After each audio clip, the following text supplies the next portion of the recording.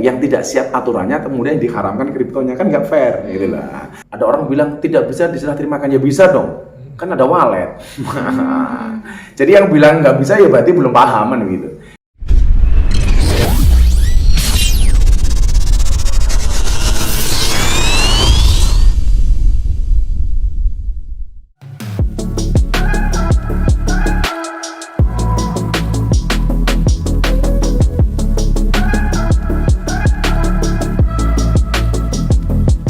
Investasi cryptocurrency sedang naik daun saat ini. Banyak di kalangan anak muda yang memanfaatkan trading kripto ini untuk mendapatkan penghasilan.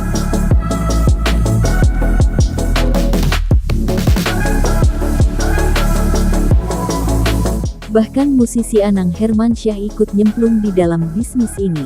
Anang Hermansyah sempat menjual token kripto ASICS yang ludes dalam 1 menit.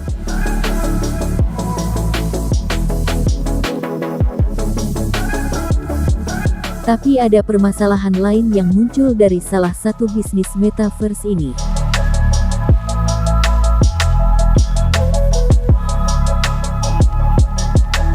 Majelis Ulama Indonesia mengharamkan cryptocurrency karena kripto sebagai alat pertukaran yang tidak memiliki wujud fisik dan dapat menimbulkan penipuan.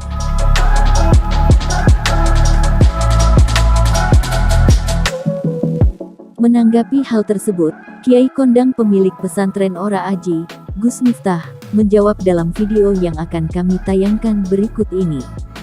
Kalau toh yang ketinggal itu bukan Islamnya, tapi umat Islamnya. Umat Islamnya. Nah, saya mengatakan jangan buru-buru mengatakan ini halal atau haram. Kita lihatlah secara menyeluruh tentang kripto ini.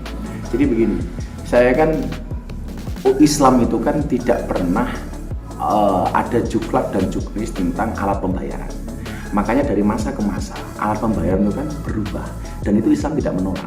Contoh di awal Islam itu kan pembayaran menggunakan apa? Dirham dan dinar. Nah, yang terbuat dari materi yang sama, artinya materi uangnya sama nilainya itu kan sama. Katakanlah emas, satu dinar itu kan antara bahan bakunya sama nilainya hampir sama dari logam. Kemudian dari itu dinar dan dirham yang terbuat dari logam berubah lagi di perkembangan masa menggunakan apa? Kertas. Yang ini antara nilai dan materinya tidak imbang. Contoh begini, sama-sama kertas, yang satu gambar orang botak Amerika itu dengan yang satu gambar kopiah Muslim Bung Karno, itu nilainya beda. Padahal materinya sama, Sehingga kemudian apa? Saya melihat ada kesenjangan yang sangat gap yang sangat jauh, umumnya antara rupiah dengan dolar atau rupiah dengan yen atau rupiah dengan yang lain. Itu ada gap seperti itulah.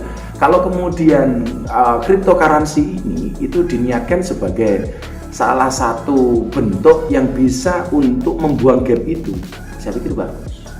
Nah, makanya kalau saya tidak berbicara halal haramnya, karena itu pasti akan banyak variabel yang ada di dalamnya. Tetapi jangan sampai kemudian saran saya, kekurangsiapan pemerintah membuat rule of the game, membuat regulasi, membuat peraturan dan perundang-undangan yang tidak siap aturannya kemudian diharamkan kriptonya, kan nggak fair gitu lah.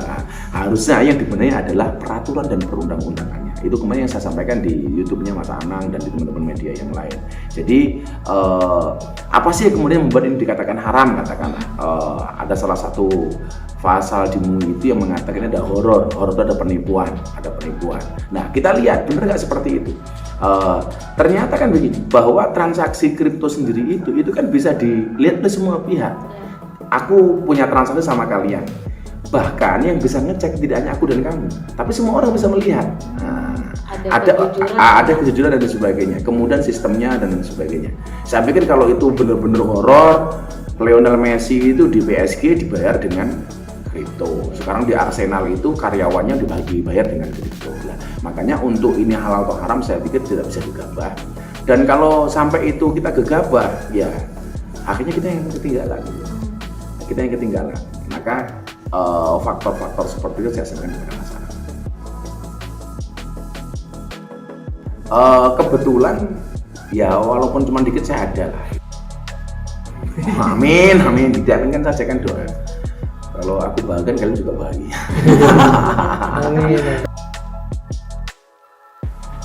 Sekarang rata-rata teman-teman yang crazy rich ya rata-rata saya yakin semuanya punya kripto gitu loh. Punya kripto. Saya punya kawan Mas Wahyu The Legion yang beli belangkon saya, ya kripto gitu. Kripto. Makanya begitu hari ini muncul pemberitaan saya tentang kripto, ya mereka langsung respon semua. Saya punya kawan bermain. Saya pikir banyak di public figure kita, baik selebritis maupun tokoh masyarakat. Ini hari ini yang bermain kripto cukup banyak. Karena bagi saya kripto itu adalah merupakan anak kandung transformasi dari teknologi digital. Yang penggunanya saya pikir semakin insentif. Makanya kita lihatlah memiliki manfaat apa enggak. Saya yakin pasti ada manfaatnya. Ada orang bilang tidak bisa diserah terimakan, ya bisa dong, kan ada wallet. Jadi yang bilang nggak bisa ya berarti belum paham gitu. Itu bisa diserah terimakan, kemudian juga bisa diakses. Banyak faktor-faktor itulah yang saya pikir soal halal dan haram ini, walaupun MUI kemarin telah mengeluarkan fatwa itu, yuk kita tinjau ulang. Bukan berarti saya menolak fatwa MUI ya, tapi ini dalam rangka apa? Islam menjaga dan merawat zaman, bukan ketinggalan zaman. Karena yang ketinggalan bagi saya bukan Islamnya, tetapi umat Islam.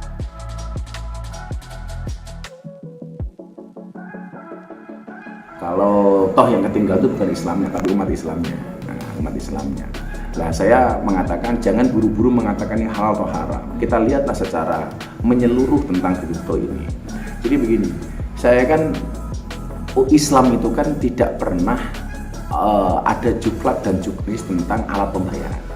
Makanya dari masa ke masa alat pembayaran itu kan berubah, dan itu Islam tidak menolak. Contoh di awal Islam itu kan pembayaran menggunakan apa? Dirham dan dinar. Nah, yang terbuat dari materi yang sama, artinya materi uangnya sama nilainya itu kan sama. Katakanlah emas, satu dinar itu kan antara bahan bakunya sama nilainya hampir sama dari logam. Kemudian dari itu dinar dan dirham yang terbuat dari logam berubah lagi di perkembangan masa menggunakan apa? Kertas. Yang ini antara nilai dan materinya tidak imbang. Contoh begini, sama-sama kertas, yang satu gambar orang botak Amerika itu dengan yang satu gambar kopiah Muslim Bung Karno, itu nilainya beda. Padahal materinya sama, Sehingga kemudian apa? Saya melihat ada kesenjangan yang sangat gap yang sangat jauh. Umumnya antara rupiah dengan dolar, atau rupiah dengan yen, atau rupiah dengan yang lain. Itu ada gap seperti itulah. Kalau kemudian cryptocurrency ini itu diniatkan sebagai salah satu bentuk yang bisa untuk membuang gap itu, saya pikir bagus. Nah, makanya kalau saya tidak berbicara halal haramnya, karena itu pasti akan banyak variabel yang ada di dalamnya. Tetapi jangan sampai kemudian saran saya, kekurangsiapan pemerintah membuat rule of the game, membuat regulasi, membuat peraturan dan perundang-undangan yang tidak siap aturannya, kemudian diharamkan kriptonya, kan nggak fair. Gitu lah. Harusnya yang dibenahi adalah peraturan dan perundang-undangannya. Itu kemarin yang saya sampaikan di YouTube-nya Mas Anang dan di teman-teman media yang lain. Jadi apa sih kemudian membuat ini dikatakan haram? Katakanlah ada salah satu pasal di MUI itu yang mengatakan ada horor itu ada penipuan. Nah, kita lihat benar nggak seperti itu? Ternyata kan begini, bahwa transaksi kripto sendiri itu kan bisa dilihat oleh semua pihak. Aku punya transaksi sama kalian, bahkan yang bisa ngecek tidak hanya aku dan kamu, tapi semua orang bisa melihat. Nah, ada kejujuran dan sebagainya, kemudian sistemnya dan sebagainya. Saya pikir kalau itu benar-benar horor, Lionel Messi itu di PSG dibayar dengan kripto. Sekarang di Arsenal itu karyawannya dibayar dengan kripto. Makanya untuk ini halal atau haram saya pikir tidak bisa gegabah. Dan kalau sampai itu kita gegabah, ya akhirnya kita yang ketinggalan. Maka faktor-faktor seperti itu saya sampaikan kepada Mas Anang. Kebetulan ya walaupun cuma dikit saya ada lah. Amin. Diaminkan saja kan doa. Kalau aku bahagia, kalian juga bahagia. Amin. Sekarang rata-rata teman-teman yang crazy rich ya rata-rata saya yakin semuanya punya kripto gitu loh. Punya kripto. Saya punya kawan Mas Wahyu The Legion yang beli belangkon saya, ya kripto gitu. Kripto. Makanya begitu hari ini muncul pemberitaan saya tentang kripto, ya mereka langsung respon semua. Saya punya kawan bermain. Saya pikir banyak di public figure kita, baik selebritis maupun tokoh masyarakat. Ini hari ini yang bermain kripto cukup banyak. Karena bagi saya kripto itu adalah merupakan anak kandung transformasi dari teknologi digital. Yang penggunanya saya pikir semakin insentif. Makanya kita lihatlah memiliki manfaat apa enggak? Saya yakin pasti ada manfaatnya. Ada orang bilang tidak bisa diserah terimakan, ya bisa dong, kan ada wallet. Jadi yang bilang nggak bisa ya berarti belum paham kan gitu. Itu bisa diserah terimakan, kemudian juga bisa diakses.